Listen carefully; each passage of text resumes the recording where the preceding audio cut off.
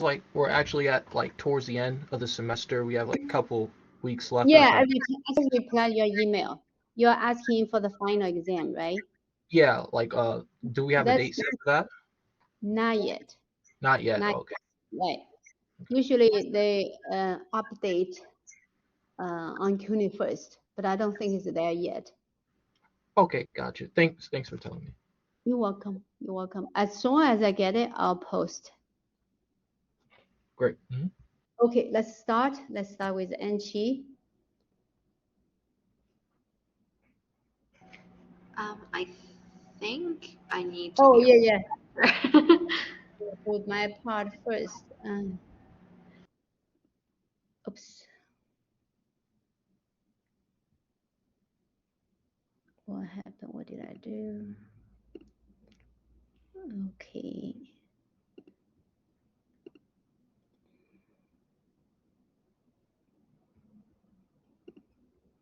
Yeah, you can present now.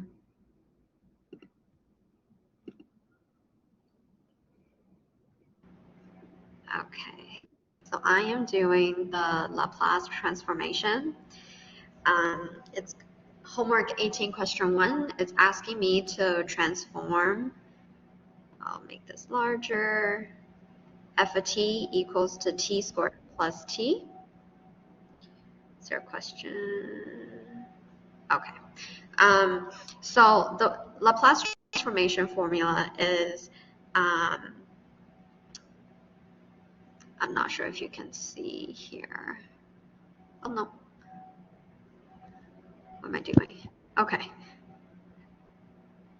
Is you take the integral of 0 to infinity e to the st times f of t dt. So you just plug in f of t is equal to t squared plus t over here in the second line. And then you take the limit as b goes to infinity from 0 to b, because technically you can't take the integral from 0 to infinity of e to the negative st times t squared plus t to the dt. I mean, not to the dt. And then you're able to separate this out into two integrals with limit b goes to infinity. And I use the udv, which is integration by parts shortcut. You can use either way, but essentially you use integration by parts to find out that the first integral is equal to the limit as b goes to infinity, then get a t squared over s e to the negative st minus 2t over s squared e to the negative st minus 2 over s cubed e to the st from b to from 0 to b. And the second integral, similar process is to follow. On the right hand side here, I have the shortcut, which is, again, as I mentioned before, it's essentially integration by parts. And then you plug in the values for 0 equals to t and b equals to t for limit b goes to infinity. So you get the second line here, which you eventually get is 2 plus s over s squared, for s is bigger than 0. Well, actually, s doesn't need to be bigger than 0, right? S just doesn't have to be 0. 2 plus s over 5 No, cubed. that's s cubed. Oh, s cubed. So I think I made a mistake here. I think s is not equal to 0. Correct me if I'm wrong. Or does s have to be bigger than 0? I don't think so for this case. Right? So that shouldn't be s bigger than 0. It's just s doesn't equal to 0. Because if s is equal to 0, yeah. Right, because your x cube is bigger than s, your denominator increases faster than your numerator. Yeah. Anyway, you can keep going. I'm going to talk in details. Yeah. So my Laplace transformation will be 2 plus s over s cubed. The last line. Okay, so basically we're going to talk about Laplace transform. Laplace transformation basically transform one type of functions into another type of functions. It's a phenomena in mathematics. Okay. All right. Thank you, Anchi. Thank you.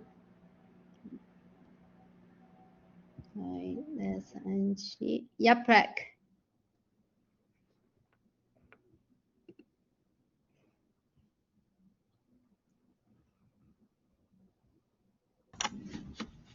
I think you guys are able to see it, right? Yes. Okay. So I chose the question 3 from homework 17, but I modified the numbers just in case. So my question is, find J4 in terms of J1 and J2.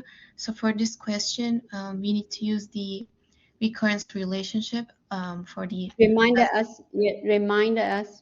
everyone what is a J? It's the Bessel function, but in order 4, right? Yeah, right. First kind of type 4. Yeah, Good. type Good. 4. So we use that recurrence relationship. Normally these two terms was on the left side, but I rearranged it so that I can like see it more clearly. And then I let p equal to 3 to get J4. And then I got J4 is equal to 6 over x J3 minus J2. And then I let p equal to 2. And then I got J3. J3 is equal to 4 over x J2 minus J1. And then we can actually use this equation by substituting here to get J4 in terms of J1 and J2. And then that's what I did here. And then I just simplified and I did some grouping. And I got J4 is equal to 24 over x squared minus 1 J2 minus 6 over x J1. Nice. Okay. If anyone has any question, feel free to jump in. All right, that's Yaprak. Shu Xian, 17.5. Okay. 准备好了。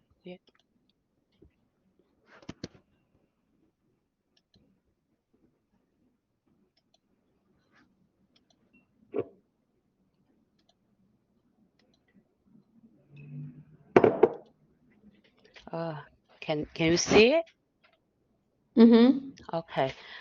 Today I'm presenting the 17.5 right Basel function x power 4. Just like this is like a how can I call it, Professor? J What is naught it? x or Bessel's Basel function? zero turn like this? I don't know. Yeah, Bessel's function, first kind. Okay. Basel Type 0. function first kind. Zero. I don't, because I like try to listen the recording, so you didn't talk about this. So I don't know how can I call this. So that's why I would say Basel. Okay, it's a official name. It's called a Bessel's function, first kind of order 0. Whatever the footnote is, that's the order of it. Okay, I just like a J naught x. That's it. That's fine, right? But it's easy to call it because it's so long the name. Okay. In terms of the Basel function and the integrals like J naught x dx. First of all, and then I integral for this terms x power 4 J naught x dx.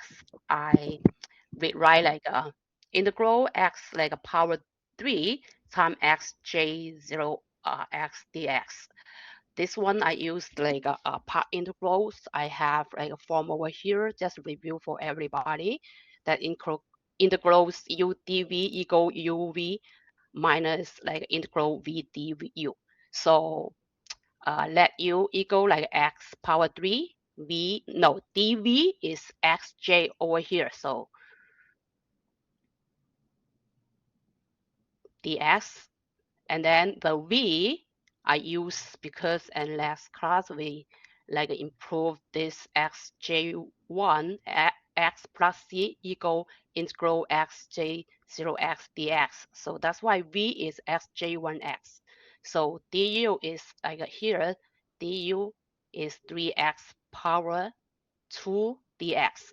So I plug in here, I get here is x power 4 times j1 x minus integral 3x power 3 j1 x dx. But we cannot have like a integral j naught x dx. So that's why we need to integrate this term 3x power 3 j1 x dx. So like the same thing, like a first term, use a part integral. So I have u equal 3x. So dv is j1 x dx. So I get a v because we improve here too. You can see I circle this. I get the v is negative j0x. So the du over here, du and dx is 9 times x power 2 dx. du is okay. Integral for here, simplify from here is negative 3x power 3 j naught x plus integral 9x power 2 j naught x dx. It still didn't get final answer. So we need to integral the second part, integral 9x power 2 j naught x dx. So still use the part integral. Let u is 9x, and then is like a dv is xj0x dx because we still use the last class improve here. So we get the v is xj1x and du is 9 dx. I get here is 9x power 2 j1x minus integrals xj1x dx. Here, still not. So that's why we keep going, use the part integral, and then the integrals xj1x dx. So we let u equal x, and then the dv equal j1x dx. So we get v is negative j0x, and du is dx. So finally, we get x integral xj1x dx equal negative x j0x plus integral j0x dx. So we have j0 integral j0x dx over here. So finally, we get this. So we plug in here, you can see this one is equal this. I plug in this into here. I get integral 9x power 2 times j naught x dx equal this term. And then this plug into here, this one plug into here. Okay, you can see. So we get here.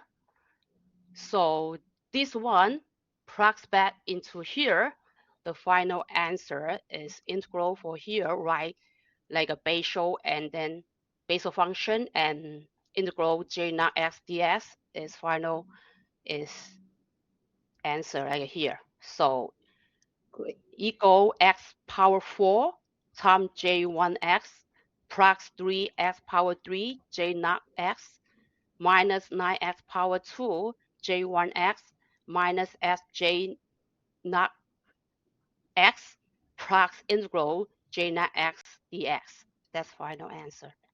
Long, Very long. tedious. Yeah, nice job. Good job. Nice work. Thank you. Thank you.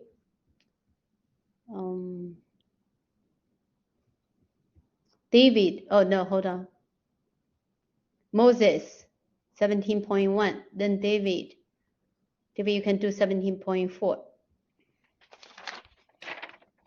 Then Albert.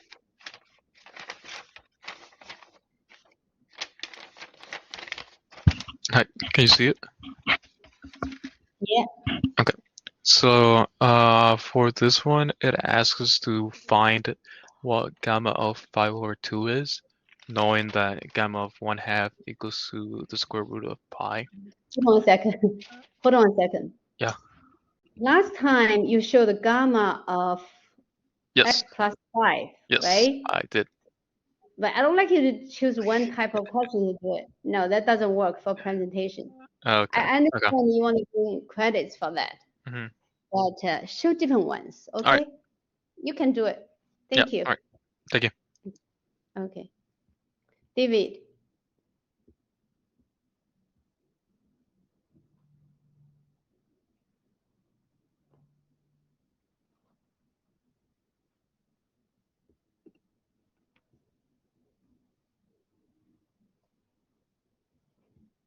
Okay, so we have to show that y equals x, j sub 1 x is a solution to the differential equation x times y double prime minus y prime minus x squared,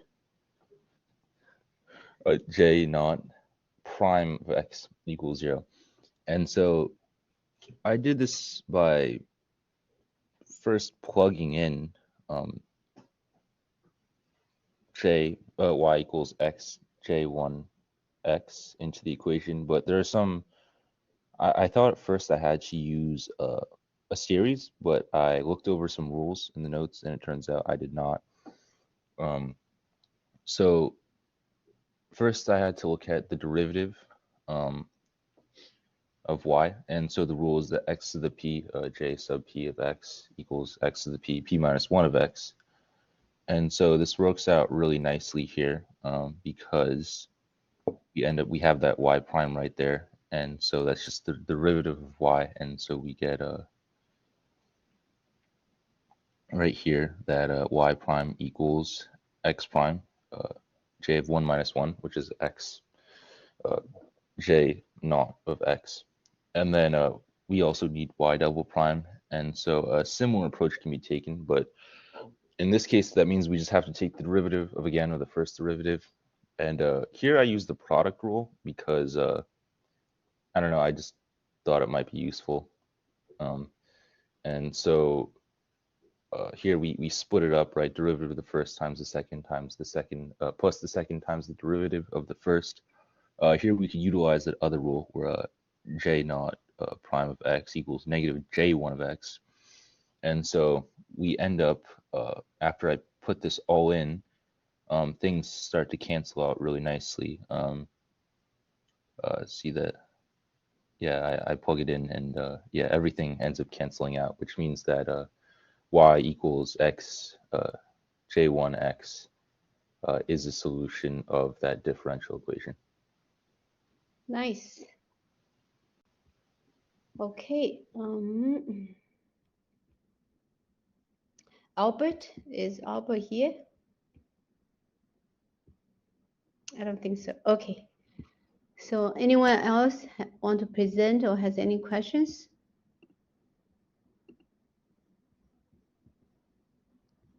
Oh, let me give David credits, otherwise, just in case I'm not forgetting it.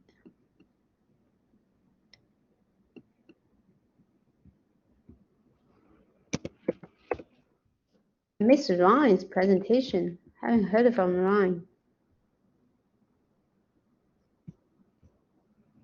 Okay, so today we're going to talk about the Laplace transform, one phenomenon in mathematics.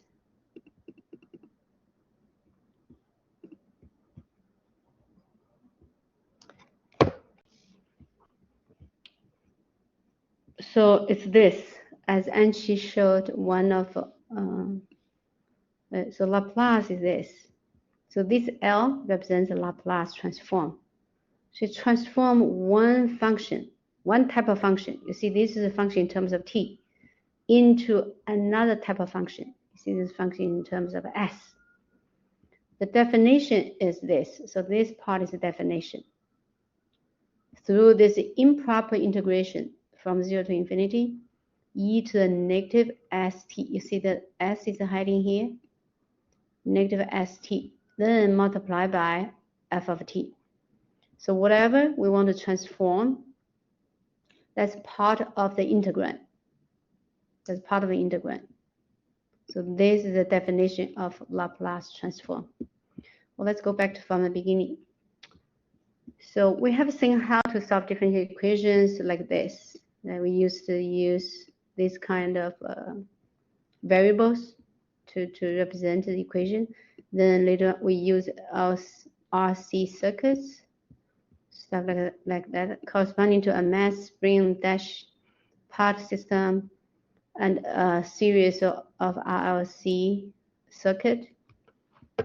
However, it often happens in practice that the forcing term f of t, such f of t, or this e prime of t, is discontinuous. So in that case, the earlier methods can be very messy. So in those cases, Laplace transform methods can be easier. So that's why Laplace, basically Laplace solved the problem of this by inventing this transformation of two functions. So we're already familiar with some functions that maps functions into functions. For example, taking a derivative does this. If we start with function f of x equals x cubed and apply derivative, we get f prime of x equals 3x squared, right? So the transform is from f of x to f prime of x. So similarly, Laplace transform does a similar thing. It transforms the lowercase f into the capital letter of f through this definition.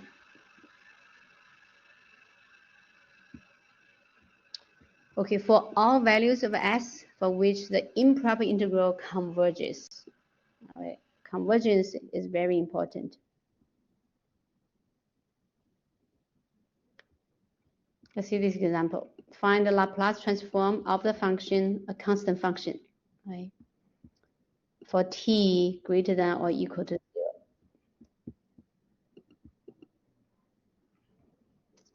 0. Anqi.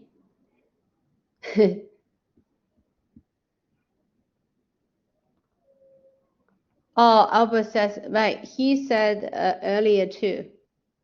Well, he can always, present the next class.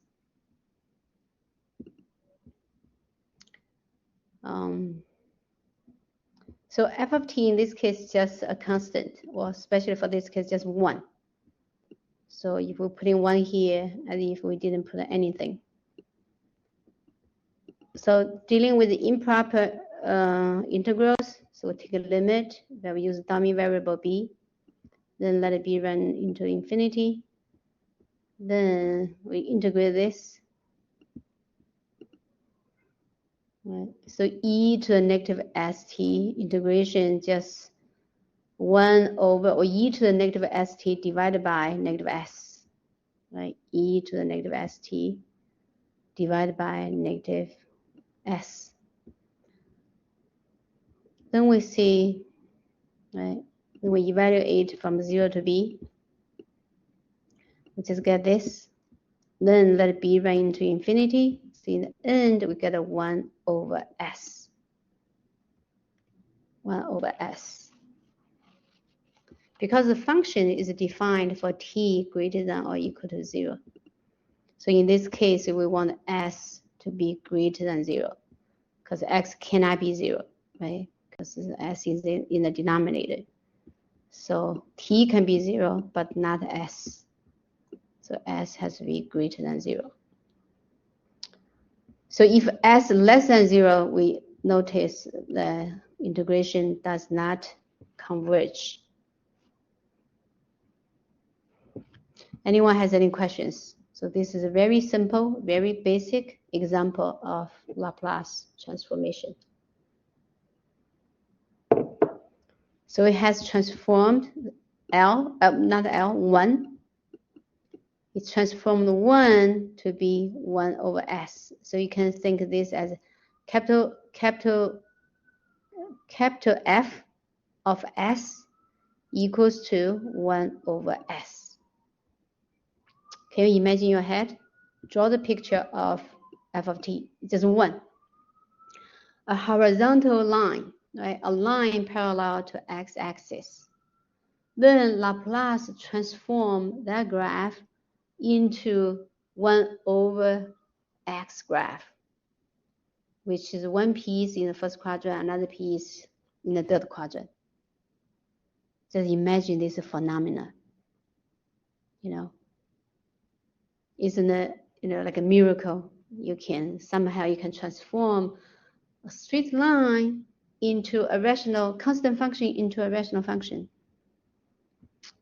Anyway, oh, we only have one piece. We only have a piece in the first quadrant because the variable is positive. Okay, let's see second example. So now lowercase f is e to the at, or a is some constant. So we just plug into the definition e to the at. I will try to calculate. E to the negative st, e to the at, we can combine the same base, we add the exponents. So we get, you can write as a minus st, right? Or you can write it as negative of s minus a of t. Then integrate this, you get the e term divided by negative s minus a. Then you do the same thing, you take a limit, right? You evaluate. Then in the end, evaluate if s minus a positive, which means if s is greater than a. If s is greater than a, what happens? So we get 0. Right? If s is less than a, it diverges. It doesn't converge. If s equals to a, we just get the integration is integrated the constant, well, from 0 to infinity. So also diverges. So for s bigger than a, s is greater than a, the Laplace transformation of e to the at is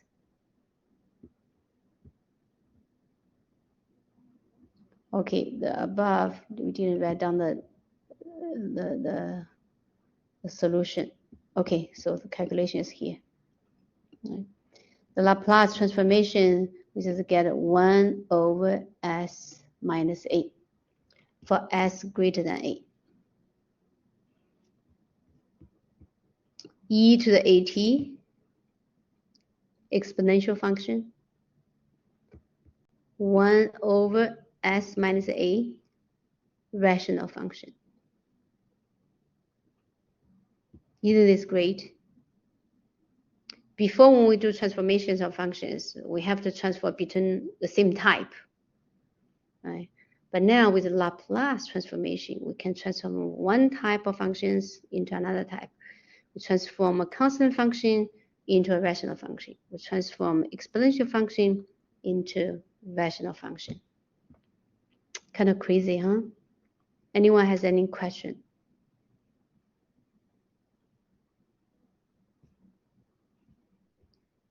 Okay, so let's see now it's t to the x power. T to the x power polynomial function. So a is a real number, and we want the a to be greater than negative 1.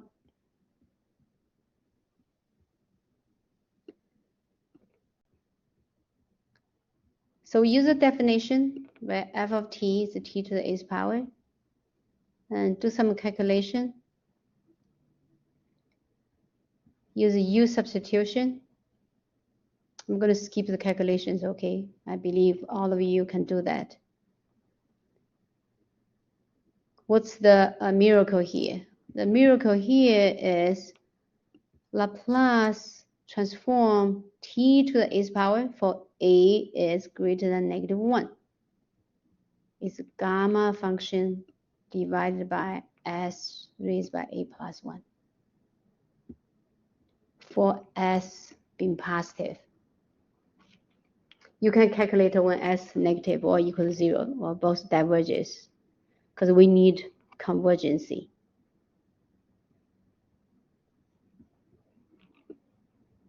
So this is a phenomenon. Laplace now is related with gamma functions. Laplace transforms t to the eighth power for a greater than -1 to be gamma takes a plus 1 divided by s raised by a plus 1. For s being positive.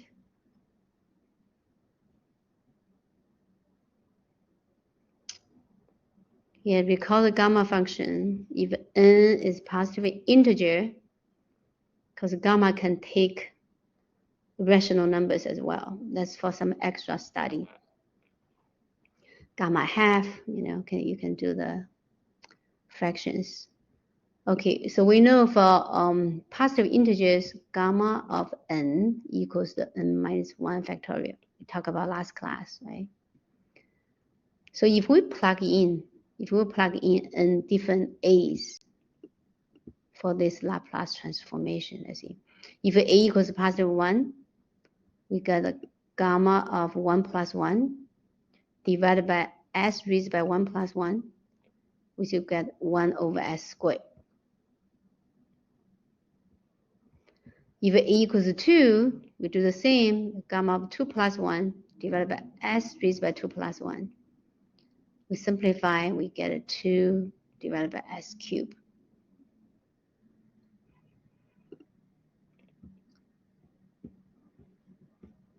Albert, you made it back. Okay, you can show your work now. Let me make you a presenter.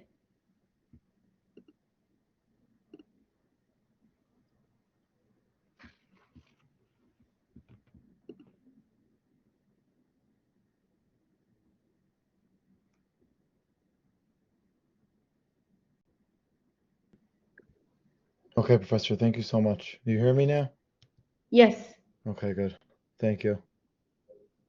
Oh, you're welcome. Okay. Here, let me open it up. Share now.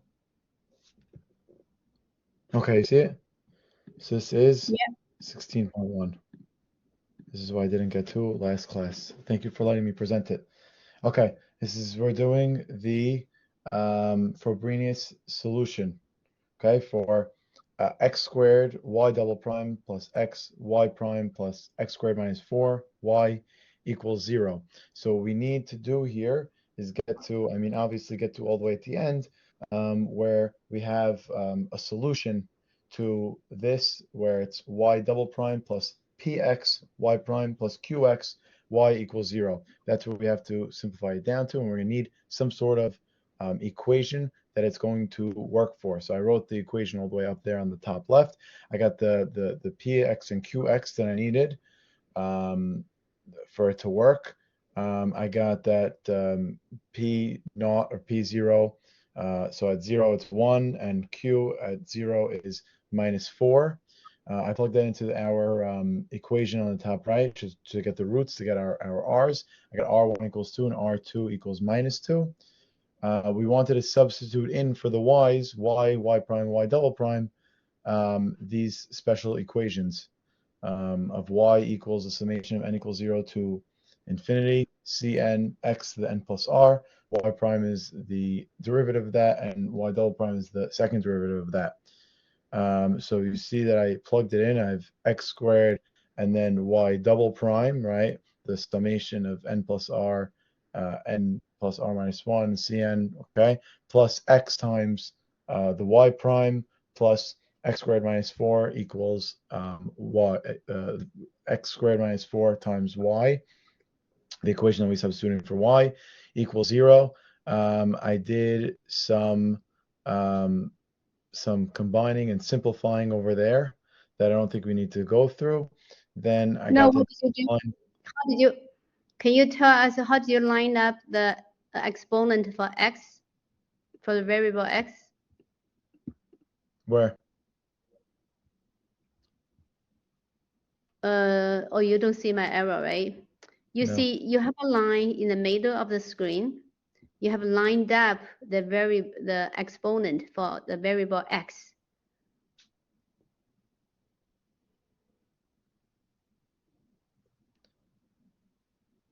I have x to the n plus r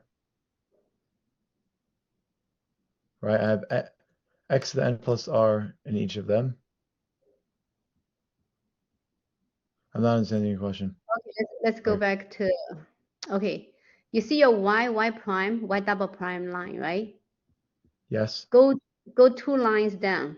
Go to the next one, or the next one. Okay, I see. So from the line below your y prime, y double prime to its the second line. Just explain to us, what did you do? I simplified it. Yeah, how do I you took out simplify? I took out x to the n plus r, right? That you could see at the end of the line before that. I took out x to the n plus r, and then I was able to take out the cn also, and then I multiplied each of the terms, and I got n squared plus r squared plus 2nr minus 4. After taking out x to the n plus r and taking out cn. So Okay, I'm not talking about n squared plus r squared plus 2nr minus 4 all times x to the n plus r times cn. That's how I took it out. Plus. No, I'm talking about the exponent of x. I'm not talking about the coefficients of x. I'm asking. Exponent of x is n plus r. Yeah, how did you get x? Right, how did you? Right, my question is, right, you have x raised by n plus r very nicely. So how did you line up the Sorry. exponent? So that's on the second one. I had to change the bounds to n equals 2, starting from n equals 2. That's why I had to. Sorry, I had to separate them. So plus the summation from n equals 2 to infinity. Because you multiply x squared. Because you have x squared before the summation sign. I had to change the bounds. Didn't I have to change the bounds to n equals 2 through n equals 0? Why? Because I had x to the n plus r minus 1, x to the n plus r minus 2. But you do have x squared before your summation sign. I have x squared before my summation sign? You don't see it? I see it. Where? Did you do this work yourself? Yes. Wait, where is the x squared? Do you see a y prime line? Yes, y equals the summation of n equals 0 to infinity. What's the line under y? Oh, the line right under y. Oh, x squared times the summation, because it's x squared times, sorry, I thought you were below that. X squared times y double prime. That's right. So now you explain to me, right, why your x, the exponent of x going from n plus r minus 2, now to the third line becomes x raised by n plus r. It's because I'm multiplying them. That's right. And then I get x squared. Sorry, I'm really sorry that I didn't know which line you're pointing at. I see what you're talking about. Could you see my mouse or no? No, I don't see We're your. talking about this one now, times this. Yes, right. Sorry, okay. I can see. Sorry. Yeah. So the same reason for the second one, for the second term, right? The second term, you have exponent of x to be n plus r minus 1. Right. Yes, correct. But then you have x in front of the summation sign. Because this is a crucial step. Because right, if you in order you write all the coefficients together, you need to line up the exponents of x of the variable. Right. Exactly. So that's how I got from this one, right, to this one, is because this x squared was multiplying by this, and then the 2 went away here, and the coefficient over here went away, or whatever, the one that I'm multiplying the summation by, right? And then the same thing happened here. This one. Whoa. Oh, it's gone. Your work is gone. Oh no. Your screen is it disappeared. I don't know where it went. Okay, I'm opening up again. Okay. Yeah. So that's Okay. where this Oh, one went to here, and then that's why this one doesn't have the x in the beginning and doesn't have the -1. that's right. Okay, you can keep going. Okay. Okay. Okay, someone has questions. Shu Xian, you have questions? Yes. Yeah, he says like first one and second. How about the third? Because x's power -4. If like you go over here, s power is like the first one is like a power series n equals 0 for cn x n plus r plus 2, right? That's you need Yes, to good index. question. Yeah. Yes, good question. This one you need the like index, because the -4 you don't need it because all the like x term is same. But I understand like a professor, so line up like this one, you're missing one. You need to make the line like all x like a power n plus r. This one you have n plus r plus 2, the third one. Did you see it, Albert? The third term. No, I don't understand. The third term, because the third term you have access like power 2. When you go over here, then you have like a n plus r plus 2. You need to make like n plus r. You're saying that over here, I need this to become +2. Right, because you need, so that, right, x Yeah, is you need to equal- line up for this term. It's not the first and second, the third one. Okay, but that's how I had to change these bounds. Yes, so, I had yes, it you here did. and here, and then I Right, right, right. split it That was, and changed the bounds. yes, I saw it. Right, your index is started with 2 now, so that's why you're not.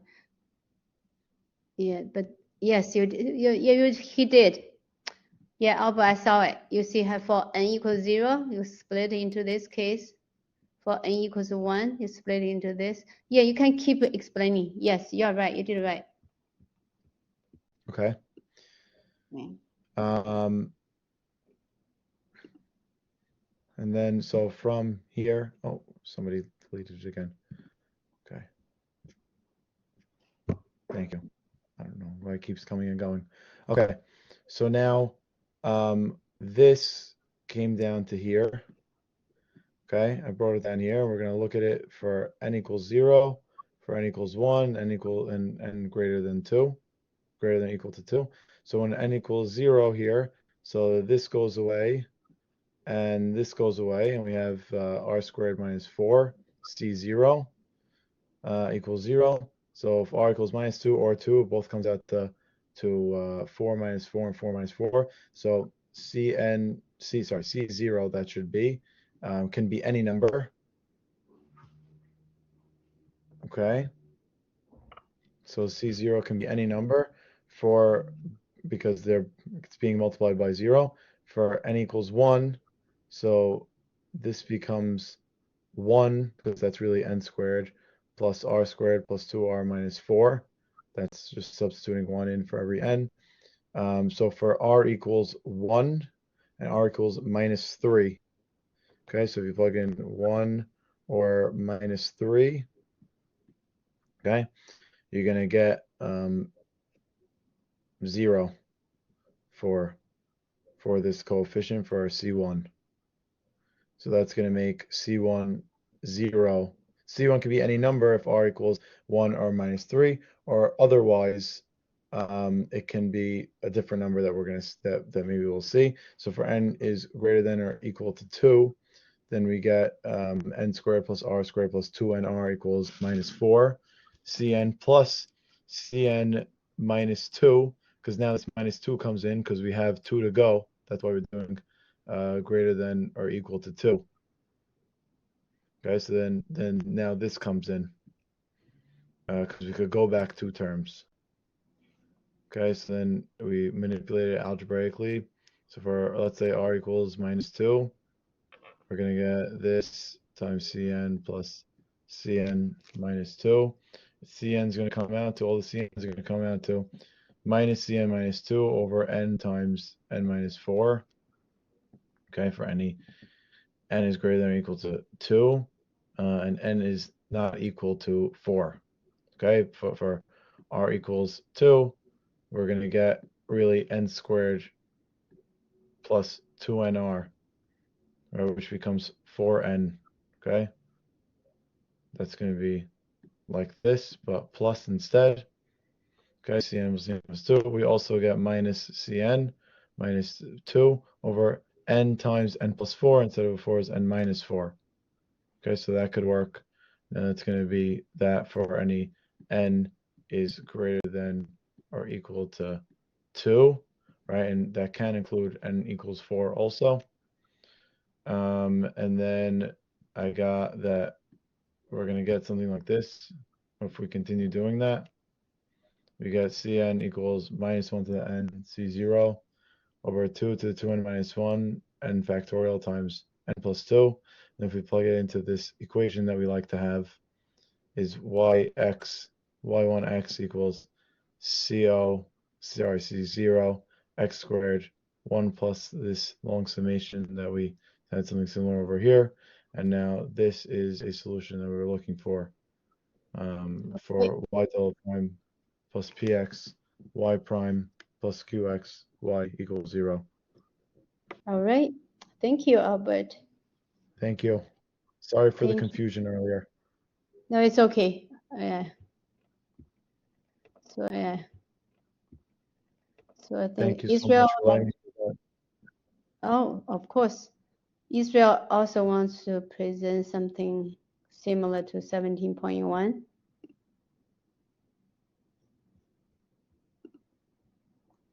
I forgot to unmute myself. Apologies. Okay. So basically, the only modification I did is that I changed what was inside gamma from 5 halves to 7 halves, and using the same rules, I said find what gamma 7 halves is. So to simplify this, using what we already know from the textbook, I decided to split up 7 halves into 1/2 plus 6 halves, which simplifies to 1/2 plus 3. And because I know plus 3 is just 3 subsequent plus 1s, what I could do is I could take out basically the remainder from plus 1. So essentially what I did is that I did gamma 1/2 plus 1 plus 1 plus 1 is equal to 1/2 plus 2 times gamma 1/2 plus 1 plus 1. And continuously doing this will essentially let me take out 5 halves, 3 halves, and 1 halves from the original gamma. And this will be multiplied with gamma 1/2. And since we know gamma 1/2 equals radical pi, multiplying it all together, it gives me 15 over 8 times radical pi. Did I say that correctly? To radical pi, or is it? Yeah, radical pi, yes. Okay. Yeah. And since I thought that was a little bit too simple, I thought I would do it the other way too, where I plug it into the gamma equation, which is 0 to infinity e to negative t to the x minus 1. And so my first integral would be from 0 to infinity e to negative t to the 5 halves dt. I forgot what this method was called, but it was like when you say one thing is v, one thing is du. I forgot the name. Integration by parts.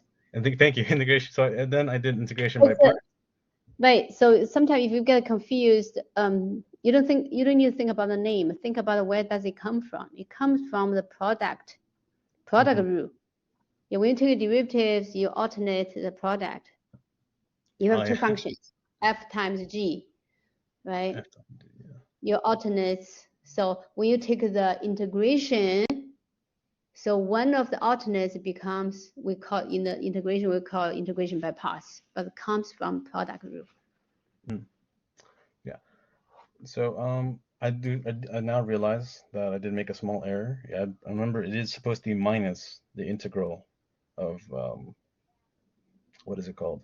dvu. I made that mistake here, but for the sake of it, basically is once you do the integration of parts for this first part, it'll sum out to basically negative e to the negative t times t to the 5 halves, and that will be from 0 to infinity, minus, I added a plus here by accident, the integral from 0 to infinity, negative e to the negative t times 5 halves t to the 3 halves, because that was the what is it called? The different. Never mind. Okay, so essentially, So each one, you just forget about dt. Whenever you have the integration sign, you have to end with. I did forget about dt. Oh, nuts. Yeah, because this is just half of it. Because if we, integration sign without a dt, dx, it doesn't make sense. Okay. Oh yeah, apologies. Yeah, I totally forgot some parts here. But yeah, essentially, our first part basically sums to 0 because, well, if we take the limit of it, yeah, it'll take the sum to 0. But just looking at it and thinking about it, this is just 1 over e to the t, which if it goes to infinity is just 0, and doesn't matter really what t becomes. So we get 0, which would be 0 minus the integral from 0 to infinity to negative, yeah, what I stated before. So essentially, we still have to break this down because it's still not in a form we can recognize. And basically, I just kept breaking it down, and I obviously forgot to make this negative, so I didn't break it down properly. But essentially, it breaks down to 15 over 8 times the integral from 0 to infinity of negative e to negative t to negative 1/2, which would be the same thing as 15/8 radical pi.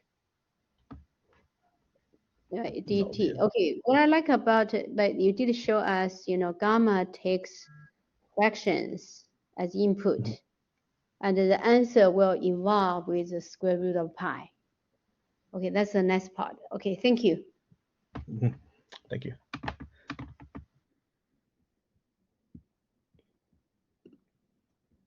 You see, when gamma takes the integer value or counting number, it's a number, it's one less than number factorial, right? But when gamma takes fractions, it results in square root pi, sum of square root of pi, which is fantastic. Okay, anyway, let's go back here, talking about the Laplace transformations.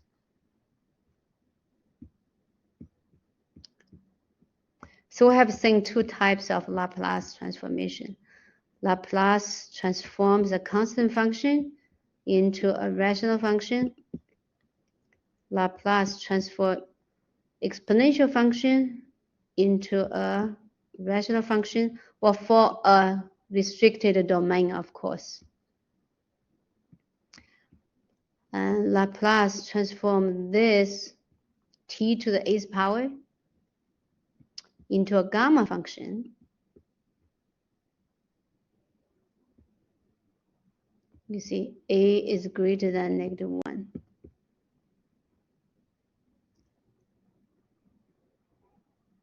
Right, so this is just show us a couple of values. When plug in a into 1, into 2, into 3, into n. So we just have this. So gamma of n plus 1 divided by s n plus 1 in the n, what is it? So t raised by n, we see that's n factorial divided by s raised by n plus 1. Now you see here. 1 is 0 factorial. 1 factorial, 2 factorial. 6 is 3 factorial. So that's why t to the nth power is n factorial in the numerator. Mathematics loves the stuff shows obvious patterns. So you can also get those formulas without the gamma function by integrating by parts. Okay, theorem, linearity. So Laplace transform is a linear transformation. So let's see, for A, B are some numbers. If we transform the sum of two functions with scalar A, another one with scalar B, and A and B comes out of the transformation. Okay, so A and B as the scalars of F and G, it comes out of the transformation. So this is called linearity. So for all S, remember what's L of this? We call capital letter F of S, right? Such that the Laplace transform of the function F and G both exist. So this is a little proof for the linearity, going through the definitions. Right?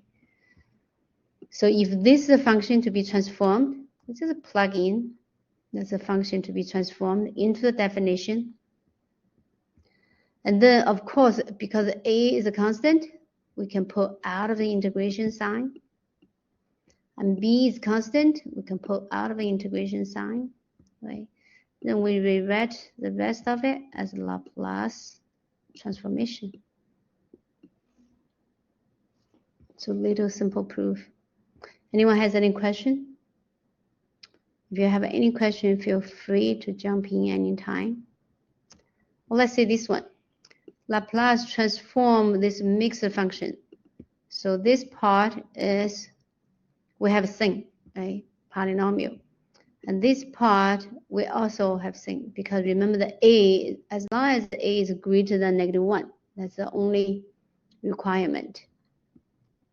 Because Laplace has a linearity, so we can split this into 2. So transform to 2t to the 4th and transform this. Then use the proofs, right? So t to the 4th part is a gamma of 4 plus 1 divided by s raised by 4 plus 1. So in the end, it's just a function of s in terms of s. What kind of rational functions? Similarly for this one, right? So that's why I like Israel's presentation, because he showed that the gamma takes fractions. So this part we got this, and this part we got 5/2 plus 1, right? This. If we want to find out the value, to use Israel calculator for us. That's a what was I forgot? 15/a or a over 15. But it's a scale, some scale of square root of pi. Right. Oh, here we have here. So gamma of 7/2.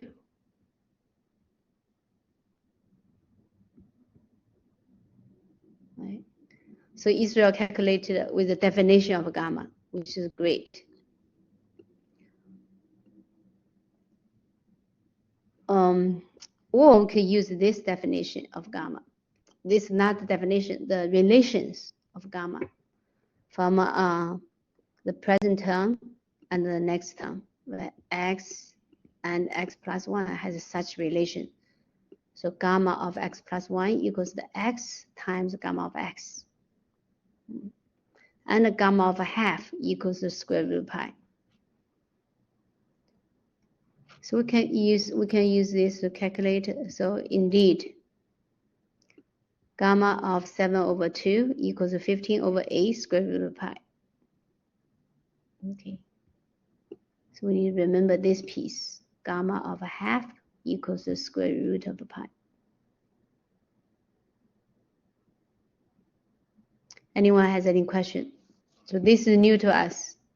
When we talk about gamma functions, we didn't talk about the gamma takes fractions. So all the you know, the fractions come in the end comes from those two relations. Gamma of x plus 1 equals x times gamma of x. Gamma of half equals square root of pi. You should calculate this piece by plugging into the definition of gamma function.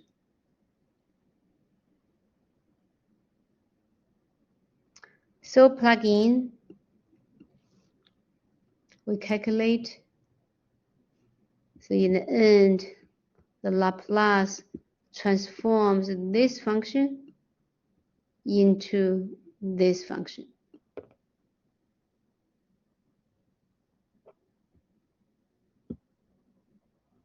Also for s being positive, all right?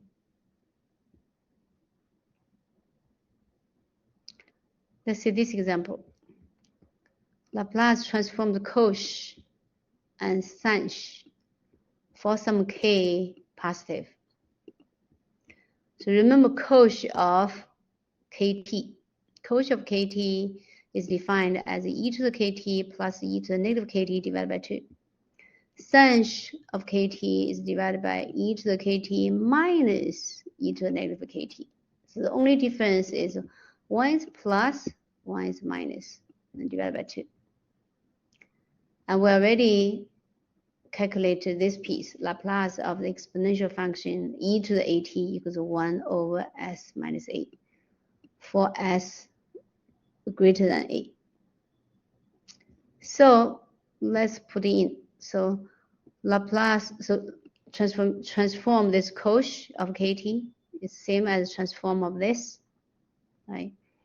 By linearity, we can split it into two transformations. And this is e to the at, e to the kt, so a is k.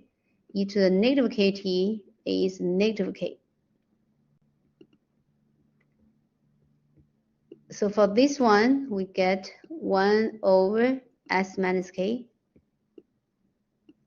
For this one, we get 1 over s minus negative k, which becomes s plus k. Right?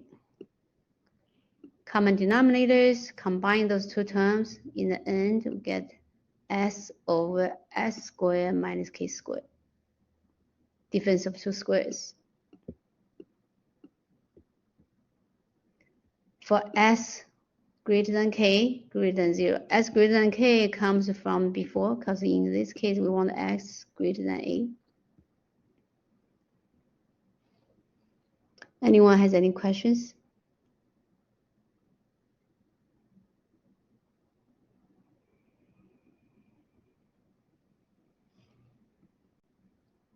Similarly for Sanch, right? The only difference is this negative, while Cauchy is a plus. We do the calculation, we get a k over s squared minus k squared. So transformation of Cauchy and sine only differ by this scalar k. Because transformation of Cauchy, oh, not true. So one is s, one is k, so differ by this.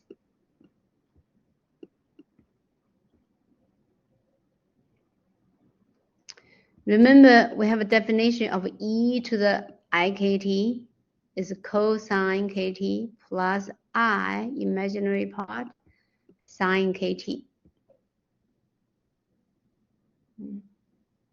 So if we have e to the negative ikt, that's a cosine of negative kt. Well, cosine of negative kt is cosine kt, because cosine is an even function. And plus I sine of negative kt, or sine is odd function. So sine of negative kt is negative sine kt. So e to the ikt and e to the negative ikt only differ in this also plus minus. So cosine kt can be written as this, e to the ikt plus e to the negative ikt over 2. Sine kt can be written as e to the ikt minus e to the negative ikt divided by 2i. Or you can do this calculation yourself, right? Because you have the I term here. By direct calculation, it can be shown that Laplace transforms e to the negative IKT to be 1 over s minus ik. So this tells us Laplace also transforms the imaginary expressions. And Laplace cosine kt, right, just plug in, just apply the linearity of Laplace, do some calculations. In the end, we see what that's s over s squared plus k squared. That's Laplace cosine kt.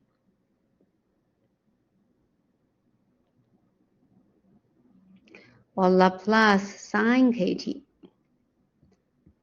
Go through the calculations. And then in the end, you get k over s squared plus k squared.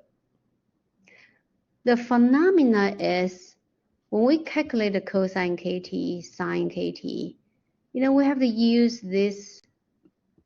We have to use these imaginary expressions. But in the end, it has nothing to do with the imaginary. It's still in the real world. Because s is a real number, k is a real number. It's still in the real world. So that's the phenomena of this Laplace transformation. Anyone has any question?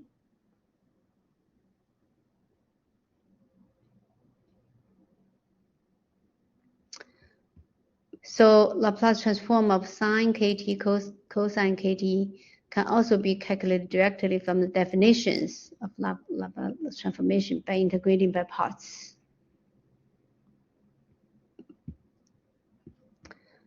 So find the Laplace transformation of this f of t now. So the 2e to the negative 3t minus 4 sine 2t cosine 2t.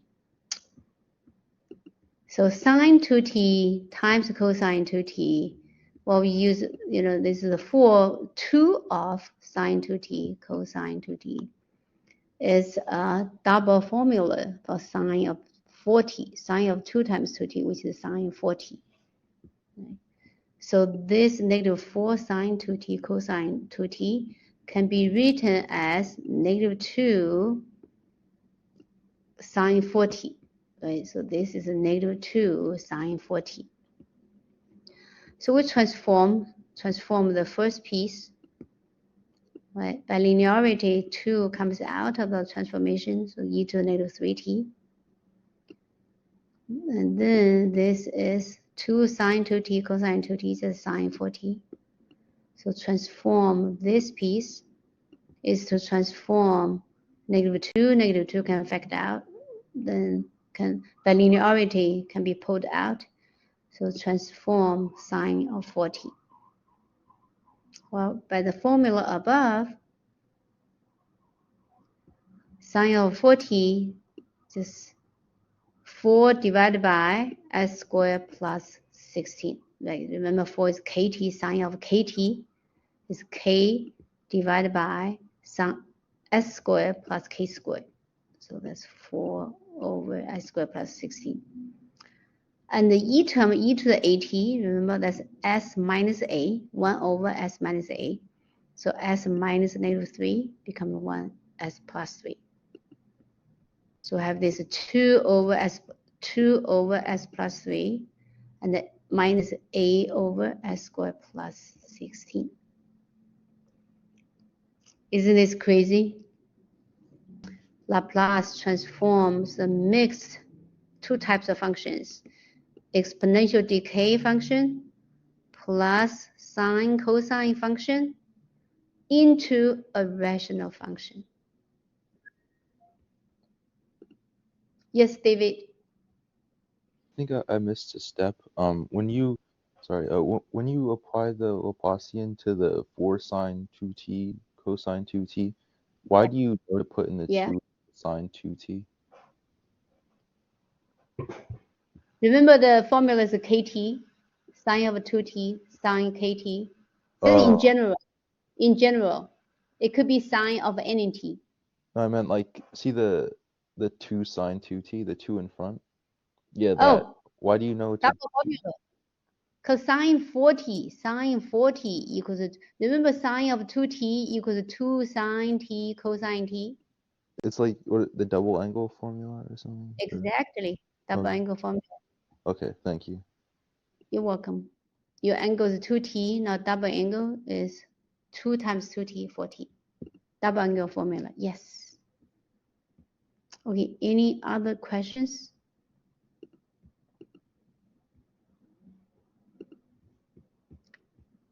All right. So no two different continuous functions for t non-negative have the same Laplace transform. So if f of s, so that's the result of the transformation, is the transform of a continuous function, little f of t, then little f of t is uniquely determined, right? Because f of s, Laplace of f of L of t. So f of t is the inverse of the Laplace, right, of f of s. So what's Laplace inverse? It's the inverse Laplace transform. So let's see this example. This would be very interesting. So the inverse of 1 over s raised by 4. Inverse Laplace. What does this mean? So this means we transform a capital letter f of s into little lowercase f of t. This inverse Laplace transform 1 over s minus 4. Inverse 4s over s squared plus 4.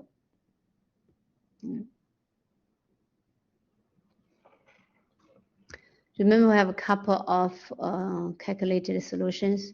We transform Laplace transforms t raised by n as n factorial divided by s raised by n plus 1 for n being non-negative. And Laplace transforms exponential function e to the at to be 1 over s minus a for s greater than a. Laplace transforms cosine kt to be s over s squared plus k squared. And Laplace transforms sine of kt to be k over s squared plus k squared. So Laplace transforms t cubed to be t raised by 3 to be 3 factorial divided by s raised by 3 plus 1 to be 6 over s raised by 4. So the inverse would be Laplace inverse of 6 over s raised by 4 to be t cubed. But this one we have 1 over s raised by 4. So we just have to offset it with 1 over 6. Right? So that means the inverse Laplace of 1 over s raised by 4 is t cubed divided by 6. Cute, right? Well, for this one, inverse of 1 over s minus 4, we know that's e to the at. Right? A in this case just 4.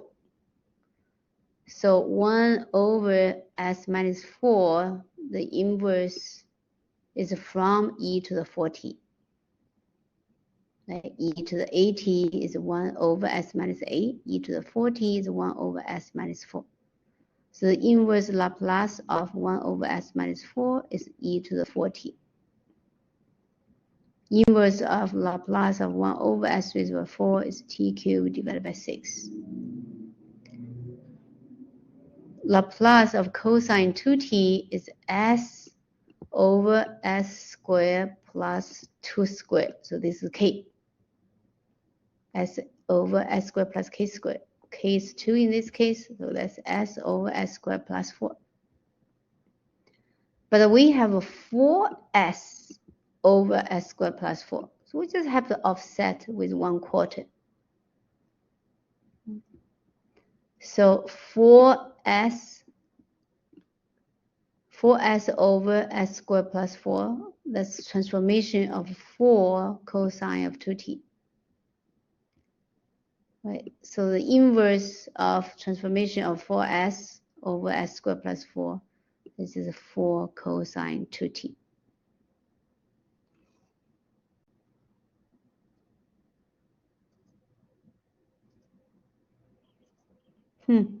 Okay, I thought that was dividing by, I thought that was have to offset by 4.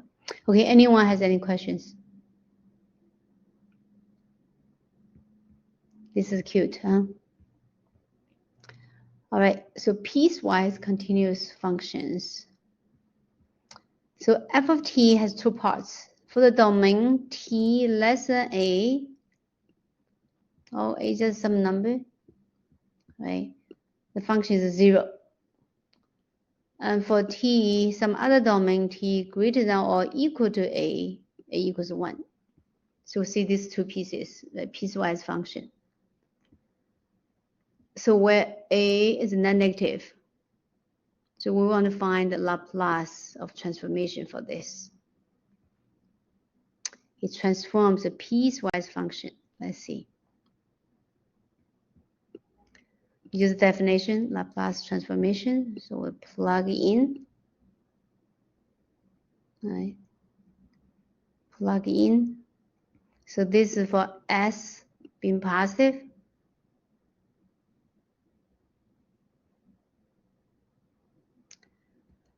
So f of t equals 1, nothing changes. So we don't really have to do the calculation because we did it in the beginning already. So what do we have?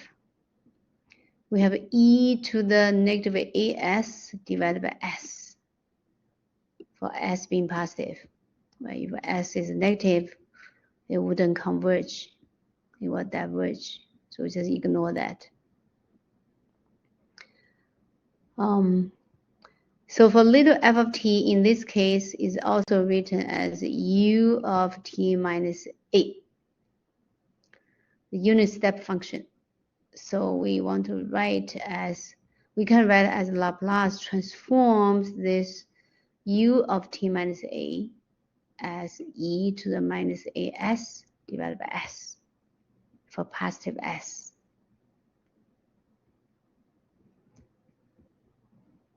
Okay, that's for this one, for this piecewise function. Where e to the as divided by s.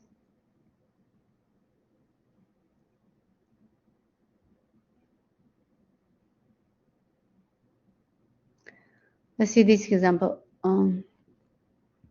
So the function is defined as t in between of 0 and 1, including 0 and 1, is 1 minus t function, right? But the slope be negative. If t is greater than 1, then it's defined as 0. So the graph looks like this. So let's just see transformation of this. Transformation, so 1 minus t, then split for 1 and for negative t of 2 parts. Now for this one, integration by parts. In the end, you go through the calculations, okay? In the end, what do we get? We get 1 over s, e to the negative s divided by s squared minus 1 over s squared. We see we have an exponential type. We have a rational type.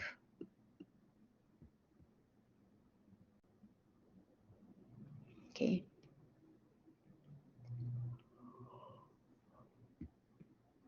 Combine those three terms, so we get a function can be written like this in this case. Anyone has any question?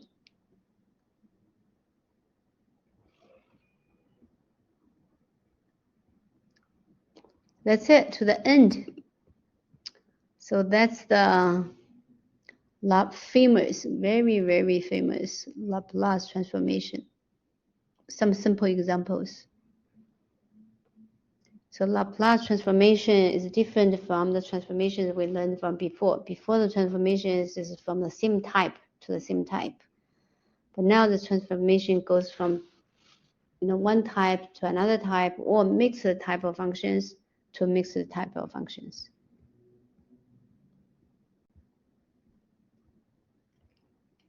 All right, if no one has any question, you are free bird. If you do have questions, I'm still here.